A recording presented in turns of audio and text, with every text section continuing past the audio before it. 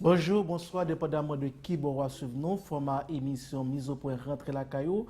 Alors généralement émission est présentée en créole, mais jeudi à là, nous allons faire une émission en français puisque invité nous ensemble avec nous et c'est français les parler ben nous annoncer nous ça que nous allons recevoir. Jeudi à toujours dans le cadre émission qui a fait dans la journée internationale du sida, célébration qui fait 1er décembre, nous allons recevoir jeudi sur plateau Monsieur Yaflo Ouattara, qui est représentant ONU-SIDA en Haïti. Sur le plateau, Monsieur Ouattara, bonjour, c'est un plaisir de vous recevoir à l'émission Mise au point. Bonjour, Monsieur Dumont. C'est un plaisir d'être à cette émission aujourd'hui. Ça fait longtemps que vous êtes en Haïti? Oui, ça fait 3 ans que je suis en Haïti. Je suis arrivé en Haïti depuis le 7 janvier 2016 comme directeur pays de l'ONU-SIDA. Et vous avez travaillé dans d'autres pays avant Haïti? Oui, j'ai travaillé d'abord dans mon propre pays, la Côte d'Ivoire, et avant d'aller en international, travailler au Burundi, au Sud-Soudan, en République démocratique du Congo, au Cameroun, et après on m'a affecté en Haïti. Donc vous êtes ivoirien? Oui, je suis ivoirien. Vous aimez Haïti? Beaucoup. Alors et pourquoi? Je dirais que j'avais toujours voulu travailler en Haïti. Haïti m'attirait. Et donc, j'ai eu l'opportunité de venir et d'apporter ma pierre à la lutte contre l'épidémie du sida en Haïti. Et je l'ai saisi. Vous avez déjà visité nos sites historiques, touristiques et nos belles plages aussi? Oui, et le potentiel touristique en Haïti est très développé et très important. Et je pense qu'il y a beaucoup de choses à voir. C'est une destination à encourager. Bien, rentrons dans la thématique du jour ONU-SIDA en Haïti, mais l'ONU-SIDA, présentez-nous d'abord cette organisation, cette institution. L'ONU-SIDA, c'est le programme commun des Nations Unies contre le sida. Et c'est un programme, on dit programme commun parce qu'il est fait de plusieurs agences. Il a été mis en place, le Conseil de sécurité et l'Assemblée générale avec le Conseil économique l'a mis en place en 1994, mais il a été effectif le 1er janvier 1996. Et c'est plusieurs agences qui sont ensemble. Ce sont les agences des Nations Unies, donc c'est le PNUD, c'est l'UNICEF, c'est l'UNFPA, c'est l'UNODC, c'est l'UNESCO, c'est le Bureau international du travail, c'est comment on appelle cette ONU Femmes et la Banque mondiale. Donc l'ONU-SIDA est en Haïti depuis quand? L'ONU-SIDA est en Haïti depuis déjà au moins une quinzaine d'années, un peu plus d'une quinzaine d'années, que l'ONU-SIDA a eu un bureau plein en Haïti. Il est structuré comment? Le bureau, il y a un représentant et il y a des conseillers techniques qui sont dans le bureau. L'effectif du personnel en Haïti, c'est approximativement combien? L'effectif varie en fonction des situations. Quand j'arrivais, nous avions 9 au total, 9 staff. Actuellement, nous sommes 6. Nous allons en recruter. Il y a 3 nouveaux qui vont encore arriver. Donc, l'effectif varie en fonction des situations. Mais vous n'avez pas un personnel local qui travaille avec vous? Si, il y a un personnel local, bien sûr. Okay. Il y a un personnel international, mais il y a un personnel local qui est là. Et il y a 2 nouveaux qui vont arriver. C'est un personnel local. Donc, votre travail consiste en quoi exactement en Haïti? Le travail de l'ONU-SIDA, d'abord le mandat de l'ONU-SIDA au niveau international, c'est le plaidoyer. C'est également faire le suivi de l'épidémie. C'est également faire la mobilisation des ressources et c'est également faire un plaidoyer au niveau des États membres et des bailleurs pour que l'épidémie du sida soit toujours au niveau de l'agenda mondial. Parce que c'est une épidémie qui a un important impact sur la population et donc on ne peut pas rester là à tergiverser autour des moyens à mettre en œuvre pour la combattre. Donc l'ONU-SIDA fait ce travail-là et ce mandat au niveau international est répliqué au niveau également du pays. Donc nous sommes là pour le plaidoyer, pour aider le gouvernement à mettre les normes pour pouvoir faire la prise en charge et également pour mobiliser les ressources et également coordonner la réponse au niveau du système des Nations Unies, parce que je vous ai cité un nombre d'agences. Toutes ces agences-là ont un mandat, ce que nous appelons dans notre jargon la division du travail.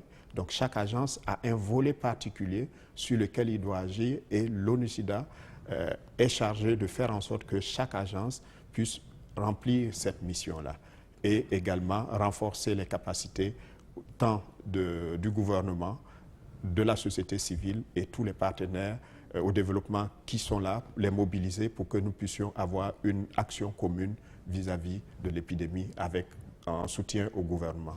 Présentez-nous quelques actions concrètes de l'ONU-SIDA en Haïti dans le cadre de sa mission. Je vous donne le cas, par exemple, de la mobilisation des ressources. Nous apportons lorsqu'on dit la mobilisation des ressources économiques particulièrement ou bien... Oui, des ressources pour prendre en charge les malades, par exemple. Si vous connaissez le Fonds mondial, qui demande presque tous les 2 à 3 ans que les pays soumettent des propositions pour pouvoir bénéficier de ces financements, l'ONU-SIDA apporte un appui technique pour aider le gouvernement à élaborer cette proposition de projet et pouvoir la soumettre au Fonds mondial pour que cette soumission soit analysée et quand elle est acceptée, le pays a les financements. Donc vous financez les institutions étatiques dans le cadre de la lutte contre la maladie du sida? On ne les finance pas directement, mais on les aide en leur apportant un appui technique. Par exemple, ça peut être des consultants qu'on apporte pour aider le pays à élaborer un document de projet. Ça peut être un document de normes qui doit être développé, que nous aidons à développer. Par exemple, actuellement, nous sommes en train d'aider le Programme national de lutte contre le sida à réviser le plan stratégique national qui va couvrir 2018-2023. Ce plan stratégique est le document de référence de la lutte contre le sida en Haïti. Ce document avait besoin d'être révisé parce qu'il y a un certain nombre de développements, de nouveautés qui sont au niveau mondial et qui doivent être mises en œuvre au niveau d'Haïti, mais qui ne sont pas dans le document de référence.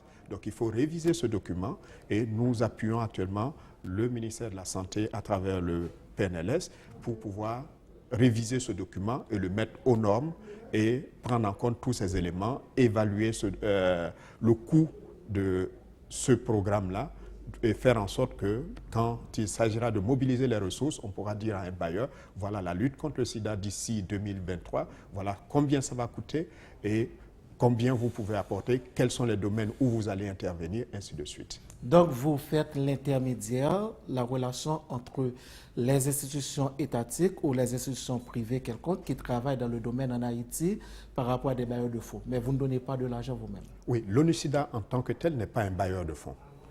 Voilà, nous ne sommes pas un bailleur de fonds. Nous suivons l'épidémie et nous alertons les pouvoirs publics, les bailleurs, de telle sorte que et mettons en place les normes, de telle sorte que nous puissions avoir toujours une oreille attentive à la problématique. Le thème de la célébration cette année, c'est quoi? C'est connaître son statut. Et ça veut dire quoi? Développez pour nous. Vous savez, l'ONU-SIDA, depuis juin 2016, lors de l'Assemblée générale à New York, a mis en place une nouvelle stratégie qu'on appelle les 90-90-90. Qu'est-ce que ça signifie? Nous voulons d'ici 2020 que 90% des personnes qui sont séropositives connaissent leur statut, c'est-à-dire sachent qu'ils sont VIH positifs. Nous voulons que d'ici 2020, que 90% des personnes qui connaissent leur statut puissent accéder au traitement. Et nous voulons que d'ici... Alors, ces personnes, si elles sont séropositives... Voilà, que les 90% qu'on a diagnostiqués, que ces 90% de ces personnes-là puissent accéder au traitement. Et nous voulons également que d'ici 2020, que 90% de ces personnes qui sont sous traitement puissent avoir une charge virale indétectable. C'est-à-dire quoi? Qu'ils puissent avoir le taux de virus, la quantité de virus présente dans leur sang soit vraiment à des niveaux très minimaux. Et donc, qu'ils ne puissent plus transmettre la maladie à quelqu'un d'autre. Okay. Donc, on va couper la chaîne de transmission. Donc, c'est 3,90. C'est ce que nous considérons. Ça, c'est d'ici 2020. Et d'ici 2030, nous voulons que ce soit 95%. Donc, ce sera les 3,95. Et le premier 90 ou le premier 95, pour pouvoir l'atteindre, il faut amener les gens à connaître leur statut. Aujourd'hui, nous avons environ 9 millions dans le monde entier, 9 millions 400 000 personnes qui ne connaissent pas leur statut au niveau mondial. Et ça, ce n'est pas acceptable. Parce que ces personnes ne peuvent pas accéder au traitement. Mais quelle en est la cause? Parce qu'il y a une certaine réticence pour que les gens puissent aller faire un test de dépistage. Oui, il n'y a pas une seule cause, c'est une conjonction de causes. C'est plusieurs facteurs. Tel que? On a la stigmatisation et la discrimination, qui sont des problèmes très importants.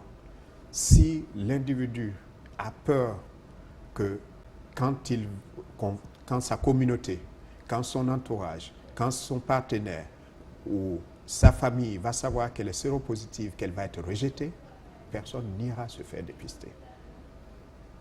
Donc, il faut lutter contre cette stigmatisation, il faut lutter contre cette discrimination pour que nous puissions avoir... Et comment lutter contre cette stigmatisation? Il faut éduquer les populations. Il faut que les gens sachent que ce n'est pas parce qu'on est séropositif que la vie est terminée. Ce n'est pas parce qu'on est séropositif qu'on doit nous éviter. Ce n'est pas parce qu'on a été mauvais qu'on doit nous éviter. Je vous prends le cas des bébés. Qu'est-ce que les bébés ont fait? Il y a des bébés qui naissent séropositifs du fait de la transmission de la mère à l'enfant. Qu'est-ce que ce bébé a fait pour qu'il soit condamné? Pour qu'il soit rejeté? Rien. Donc, il faut de la tolérance. Il faut que la population puisse tolérer, que ce soit dans les services de santé, dans les lieux de travail, dans les lieux, les offices religieux, les églises, les mosquées, les temples vaudous, tout ce qui est confession religieuse, il faut qu'il y ait une certaine tolérance. Il faut que dans les communautés, qu'il y ait une certaine tolérance, un certain support. Comme ça, les gens auront confiance. Quand on est soutenu, quand on a un problème et qu'on sent qu'on est soutenu, on le supporte mieux et on adhère mieux. S'il y a une solution, on la prend et aujourd'hui, il y a des traitements. Donc, ce n'est plus un problème comme il y a 15-20 ans où c'était difficile, où il fallait faire juste des soins palliatifs. Mais il y a des traitements, mais qui ne guérissent pas la maladie. Oui, mais aujourd'hui... Qui n'éliminent pas la maladie. C'est vrai que... Ça permet certainement à la personne séropositive de vivre plus longtemps, mais... Plus longtemps comme tout individu. Mais ces traitements, aujourd'hui, ont une efficacité telle que ce n'est plus un problème. Est-ce que vous voyez? Ce n'est plus un problème parce que quand vous avez la charge virale qui devient indétectable, c'est-à-dire la quantité du virus a tellement diminué qu'elle n'est plus source de... elle ne peut plus entraîner de maladies opportunistes. Mais vous êtes en bonne santé comme tout le monde. Ce n'est pas écrit sur le front de quelqu'un que vous avez la maladie. Voilà. Donc vous êtes en pleine forme, vous participez aux activités et vous êtes rentable économiquement. À part la discrimination et la stigmatisation, il y a d'autres facteurs aussi de blocage. Par exemple, il y a la confiance dans le système, par exemple. Oui, la confiance dans le système. Et le ministère de la Santé, par exemple, en Haïti, travaille dans ce sens. Les prestataires de services bénéficient de beaucoup de formations pour les amener à être beaucoup plus conviviaux avec les malades, avec les services qu'ils donnent. Est-ce que vous voyez? de telle sorte que les gens ne se sentent plus vraiment, quand ils vont à l'hôpital, qu'ils aient une certaine confiance. Depuis le 5 novembre, on a introduit une nouvelle molécule qui est très efficace, qui a moins d'effets secondaires, ainsi de suite. Près de 500 prestataires ont déjà été formés dans le pays pour que nous puissions mettre en œuvre cela. Est-ce que la confidentialité à ce niveau-là est à 100%? Est-ce qu'il n'y a pas risque que je viens un matin, je fais mon test de dépistage et puis le résultat, c'est positif et puis demain, je vois que le résultat est public?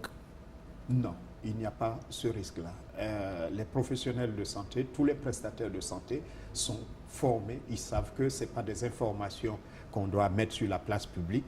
Il y a la vie privée à respecter, il y a la confidentialité à respecter. C'est un problème d'éthique et les différents prestataires sont formés dans ce sens-là. Okay. Donc, par rapport au thème de cette année, vous encouragez les gens à aller se faire dépister? Oui, parce que s'ils ne se font pas dépister, c'est l'ignorance qui va les tuer. Parce qu'aujourd'hui, on a beaucoup de personnes, environ un tiers des malades, des personnes vivant avec le VIH, arrivent dans les services de soins à un stade où la maladie a commencé. Et ça, ce n'est pas bon. Il faut que nous évitions cela. Aujourd'hui, on a une politique en Haïti qui dit que quand on vous dépiste, que vous êtes séropositif, on vous met immédiatement sur le traitement. À quel niveau sont les recherches scientifiques? Sommes-nous proches de vaccins ou de médicaments guérisseurs? Les recherches continuent. Il y a beaucoup d'essais cliniques en cours, les uns avec des résultats plus ou moins bien, mais dans le curatif, actuellement, avec les antirétroviraux, beaucoup de progrès sont faits. Et je vous parlais de la nouvelle molécule qui a été introduite dans le régime de traitement en Haïti, le dolutegravir, qui est une molécule avec moins d'effets secondaires, plus tolérée par les patients et qui permet très vite de réduire la charge virale au niveau du patient. Donc, ça a d'énormes effets bénéfiques et la recherche continue. Et ce n'est pas de tout repos. On est en face d'un virus qui mute beaucoup, donc qui donne, je peux dire, le tournis aux scientifiques, mais on réussira. Et nous fixons, nous voulons arriver à 2030 en mettant fin à l'épidémie comme menace de santé publique. Et je pense qu'on va y arriver, les scientifiques sont avec nous, tous les gouvernements y adhèrent, les communautés y adhèrent également, et le travail continue. Donc vous avez cette stratégie 2030 de mettre fin à l'épidémie comme du menace sida. De santé publique. Vous pensez que vous pourriez y arriver? On va y arriver. Et on va y arriver. Pour vous dire que je me souviens en 2003, quand on a dit on voulait mettre 3 millions de personnes sous traitement d'ici 2005, déjà on dit est-ce que c'est possible avec aujourd'hui les difficultés dans les centres de santé dans les pays en développement? Ce n'est pas possible. En 2005, on l'a réussi. On a fixé encore, l'ONU-SIDA a fixé encore un autre objectif. 15 millions de personnes sous traitement d'ici 2015. Nous l'avons réussi. Aujourd'hui, nous nous sommes dit 90, 90, 90 d'ici 2020. On est en passe de réussir dans beaucoup de pays. Haïti également est sur la bonne voie pour réussir ce 90. Et on s'est même fixé au niveau d'Haïti pour 2020, 95, 95, 95. Vous n'avez pas l'impression qu'aujourd'hui, la sensibilisation n'est pas la même? Il y a une diminution de cette sensibilisation par rapport à la maladie? C'est vrai que peut-être elle n'est plus aussi grande comme dans le temps, mais elle existe. Et c'est un appel également que je lance aux médias, parce qu'il ne faut pas toujours attendre la journée mondiale pour faire de la sensibilisation. Il faut le faire tous les jours, chaque jour, chaque semaine. Sur les 365 jours, si on a fait de la sensibilisation, je suis sûr que le message va passer quelque part. Et je pense que c'est le fait de m'inviter là permettra à beaucoup de personnes de savoir qu'il y a beaucoup de choses qui sont faites. Et surtout, l'appel que je voudrais lancer, c'est toutes les personnes qui ont été déjà dépistées, qui se savent séropositifs, qui n'attendent plus, comme par le passé où on voulait qu'il y ait une diminution du taux de CD4 à un certain niveau avant de commencer le traitement. Aujourd'hui, on doit mettre tout le monde sous traitement. Donc, qu'ils n'attendent pas, qu'ils peuvent se rendre. Il y a près de 180 centres qui prescrivent les ARV de traitement. Donc, ils peuvent aller dans ces centres-là et bénéficier dès aujourd'hui de ces traitements-là. Quel est le taux de prévalence de la maladie dans le monde avant de prendre Haïti? Nous, on ne dirait pas prévalence dans le monde, mais je dirais qu'il y a environ 35 millions de personnes vivant avec le VIH actuellement dans le monde. Dans le monde. Oui. Et en Haïti? En Haïti, nous avons 150 000. 150 000. Oui. Mais il y a certaines gens qui ne sont pas dépistés. Oui, Alors, ça... et qui ne sont pas dépistés. Et nous lançons, et cette campagne de connaître son statut est dans ce sens, pour que nous puissions au moins diagnostiquer 95% de ces 150 000. C'est notre objectif de cette campagne-là. Et nous ne voulons pas que cette campagne s'arrête au 1er décembre 2018. Elle doit continuer tout au long de 2019 et même après, parce que nous nous sommes fixés d'atteindre ce chiffre de 95% des 150 000 d'ici 2020. Donc il faut que la campagne continue. Il faut que nous puissions le faire. Et aujourd'hui, toute personne dépistée positive peut accéder au traitement immédiatement. Et si nous les mettons sous traitement, ça nous permettra et s'ils suivent bien leur traitement, d'avoir une charge virale négative et nous allons bloquer la transmission de l'épidémie. Au niveau de vos recherches, quelle catégorie sociale qui est beaucoup plus touchée par la maladie? Les femmes, les hommes, les jeunes, les homosexuels, etc. Tout le monde est touché, probablement à des proportions différentes. Voilà. La proportion est beaucoup plus grande au niveau de quelle catégorie sociale? Si on prend les hommes ayant des rapports sexuels avec d'autres hommes, la prévalence dans la dernière enquête qu'il y a eu en 2014 est d'environ 12%. Si vous prenez les travailleuses du sexe, c'est d'environ 8%. Si vous prenez la population générale, c'est d'environ 2%. Si vous allez à l'intérieur de la population générale, certains groupes, par exemple, les veuves ont une prévalence beaucoup plus élevée. Par exemple, les veuves, les divorcés, etc. Les veuves, elles n'ont plus de mari. Bon, peut-être elles ont été infectées avant, mais la dernière enquête de l'EMUS qui a été faite par le ministère de la Santé, en faisant les détails, on a vu un peu ces catégories-là.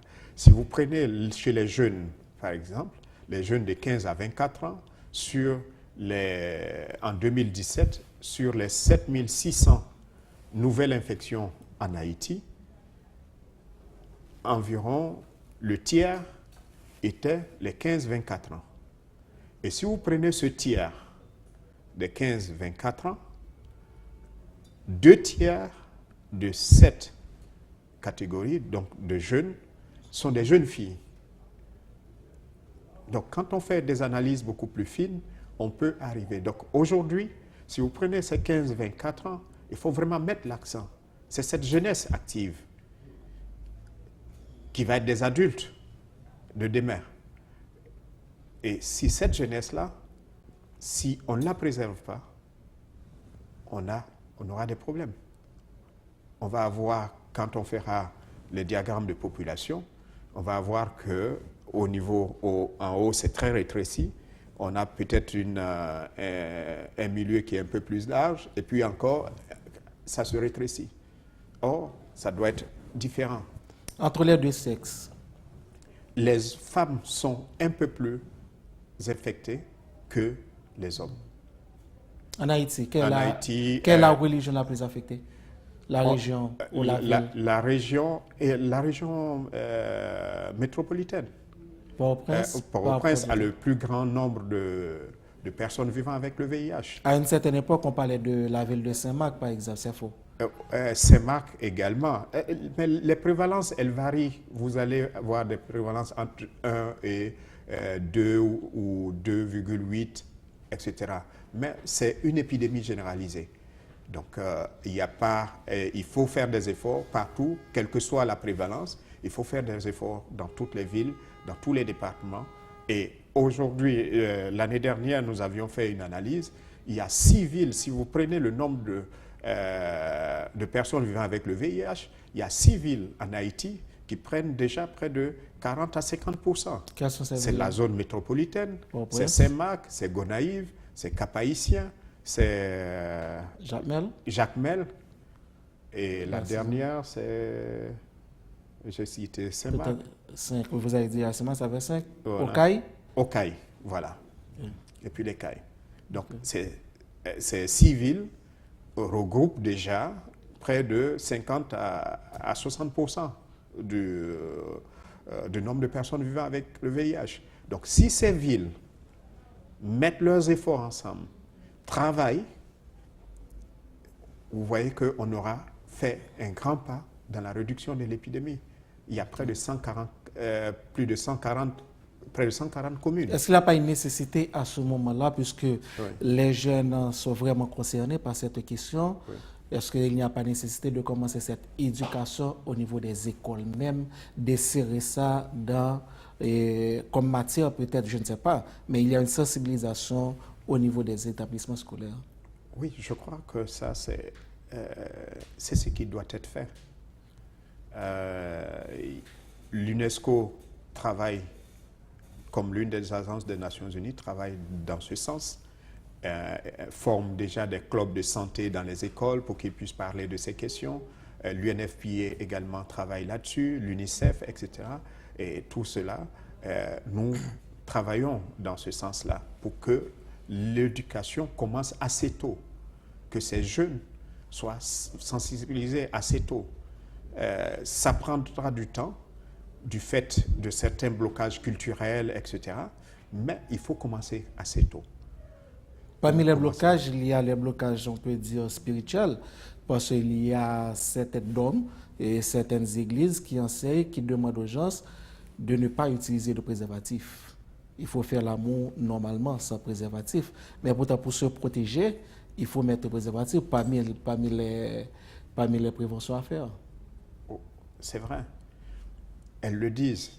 Mais quels moyens elles donnent aux populations pour se protéger? Je crois qu'il faut de plus en plus que nous quittions cette politique de l'autruche, où on met la tête dans le sable et puis on pense qu'on a caché le corps. Non, l'autruche fait ça, elle met sa tête et puis elle pense qu'elle s'est cachée. Non, c'est pas ça. Le problème est là et il faut le prendre à bras le corps. Il faut sensibiliser les populations. Il faut, si on veut avoir des fidèles en bonne santé, il faut les éduquer. Si vous ne pouvez pas les éduquer, les amener à avoir un seul partenaire, à se faire dépister, et s'ils sont positifs, accéder au traitement, s'ils sont négatifs, à préserver ce statut, que vous dites non, il ne faut pas le faire, il faut pouvoir leur donner. Et comme vous savez, très souvent, c'est partout dans le monde, les gens choisissent la solution la plus facile. Mais ce n'est pas acceptable. L'épidémie est là, il faut prendre les précautions nécessaires. Et on dit souvent qu'il y a 3 bateaux, c'est soit l'abstinence. Si les religieux réussissent à conseiller l'abstinence et à la faire respecter par leurs fidèles, tant mieux. Il n'y a pas de problème. Des fois, il n'y a pas de sincérité dans la relation. Voilà. Et si, deuxième bateau, c'est le préservatif. C'est ça. 3e bateau, c'est la fidélité. Et la fidélité à un partenaire négatif. Et que soi-même, on se soit testé. Donc, de telle sorte qu'on est dans une relation de confiance et on reste négatif. C'est ça. Donc, mais il ne faut pas dire non, n'utilisez pas le préservatif. Et puis, on est là, on leur prodigue pas autre conseil qui puisse être dans le bien de leur santé. Pour moi, il faut aller plutôt, il faut que les uns et les autres regardent la réalité en face. On est en face d'une situation, on le gouvernement fait beaucoup d'efforts, les partenaires font beaucoup d'efforts, la communauté doit également y participer et les communautés religieuses doivent également y participer pour que nous puissions avoir une société en bonne santé. Est-ce que, par exemple, la précarité économique des familles n'est pas un facteur favorisant le développement de la maladie en Haïti? Bon, je ne dirais pas le développement de la maladie, mais certains facteurs peuvent, comme le facteur de pauvreté, peut rendre certaines personnes très vulnérables, ce qui va les engager dans certains comportements à risque. Si vous prenez les jeunes filles, par exemple, qui sont dans une famille où elles n'arrivent pas à avoir un repas du jour, par jour, elles n'arrivent pas à avoir les effets pour aller à l'école, ainsi de suite, et souvent, du fait de la pauvreté de toute la famille, des parents, etc., ils peuvent lui dire « Ah tiens, débrouille-toi », mais elle va se débrouiller comment? Souvent, c'est dans le sexe transactionnel, avec quelqu'un qui peut payer, et elle va avoir plusieurs relations, plusieurs partenaires, et cela la rend plus à risque. Donc, ces facteurs-là contribuent à la vulnérabilité de ces personnes-là. Donc, alors, pas seulement les filles, parce qu'il y a les jeunes garçons aussi. Les jeunes garçons, c'est tout le monde. C'est même d'autres femmes. Voilà. On a vu dans certains pays... Parce qu'il y a des jeunes garçons dans cette situation de précarité économique qui ne peuvent répondre à leurs besoins, etc., mais qui sont exploités sexuellement par d'autres hommes. Oui, et ça existe, et c'est tout ça. Et voilà pourquoi la lutte contre le sida doit englober tout cela. C'est aussi la lutte contre la pauvreté. Améliorer les moyens de vie de ces populations-là pour leur permettre d'avoir une vie décente, de pouvoir accéder à l'éducation, d'accéder aux services de santé. Tout ça va leur permettre de pouvoir vraiment faire face à ces éléments-là. Voilà. C'est très important. Le renforcement du pouvoir économique des populations va améliorer également. Parce que quand tu es moins soumis à ces difficultés, tu as plus de capacité à décider. Est-ce que vous voyez? Mais quand ce n'est pas possible, quand économiquement tu es faible, tu ne peux pas décider de certaines choses, parce que celui qui a le pouvoir économique, c'est lui qui décide, il te dit tu fais ça, etc. Et comme tu n'as pas eu la pitance du jour, tu cèdes. Donc, en ce sens, vous ne pensez pas que cette campagne par rapport à de promotion par rapport à la maladie, est-ce que ce ne serait pas nécessaire aussi d'agir sur d'autres facteurs? C'est un combat global. C'est un combat global. Et beaucoup de partenaires travaillent dans ce sens, que ce soit les partenaires au développement, le gouvernement, etc. Et ils essaient d'améliorer le filet social pour faire en sorte que les populations puissent bénéficier d'un certain nombre de services. Nous, dans le domaine de la santé, on fait en sorte que, déjà, si vous prenez tous les traitements qui sont donnés aujourd'hui pour le VIH, sont gratuits. Donc, de telle sorte que les populations n'aient pas à débourser de l'argent pour pouvoir accéder aux soins. Et que le facteur économique, l'argent, ne soit pas un frein pour l'accès aux soins. Comment évaluez votre travail en Haïti si vous devriez faire un bilan? Je le trouve très positif, avec le gouvernement, avec les partenaires. Si vous prenez, quand j'analysais les chiffres pour la journée mondiale, de 2010, où on était environ à 30 000 personnes sous traitement, aujourd'hui on est à plus de 103 000 sous traitement. Et je trouve que c'est formidable. Beaucoup de pays n'ont pas cette capacité à épidémie équivalente, n'ont pas ces résultats-là. Donc je pense que nous faisons beaucoup de progrès ici et Haïti fait d'énormes progrès en matière de lutte contre le sida et c'est très positif. Le message principal en cette occasion, c'est quoi? De la journée mondiale. Oui. Pour nous, nous encourageons les populations à se faire dépister, que les populations qui se savent déjà séropositives, qui ont déjà fait un test il y a quelque temps, de retourner dans les services de santé pour accéder au traitement pour leur santé. Elles n'ont pas besoin d'attendre. Il faut qu'elles puissent accéder à ces traitements. Également, qu'elles puissent suivre ces traitements de façon rigoureuse parce qu'on a un problème actuellement au niveau d'Haïti, c'est le taux de rétention. C'est-à-dire, les personnes qu'on met sous traitement, après 12 mois, on perd environ 20%. Après 24 mois, on perd environ 30%. Ça, c'est pas bon. C'est culturel chez nous.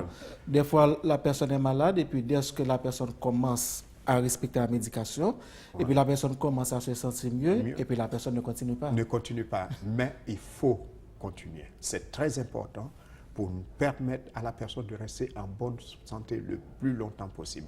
Et aujourd'hui, les traitements sont beaucoup plus allégés, sont beaucoup plus faciles à prendre, et il y a moins d'effets secondaires, ce qui peut permettre aux gens de vraiment prendre ces traitements et d'arriver à un stade où la charge virale est vraiment très minimale et ils se porteront mieux, ils feront plus de maladies opportunistes, et ainsi de suite. Et ce qui permettra à Haïti d'atteindre les 95 d'ici 2020. Monsieur Ouattara, c'était un plaisir de vous recevoir à l'émission ce matin. C'était également un plaisir pour moi de partager la vision de l'ONU-SIDA et de tous les acteurs de la lutte contre le sida en Haïti. Et c'est un plaisir. Merci de nous avoir donné cette opportunité de pouvoir parler avec vous ce matin. Voilà, amis téléspectateurs, nous avons fait débat aujourd'hui avec un représentant du sida en Haïti. Et Yaflo Ouattara, eh bien, lui-même, nous avons regardé mission et action que l'ONU-SIDA mène en Haïti pour capable combattre la maladie ça qui a fait rage dans le monde et particulièrement dans le pays. Soit suivez-nous en direct, eh bien, nous souhaitons passer une bonne journée, en différé, bon après-midi, à la prochaine.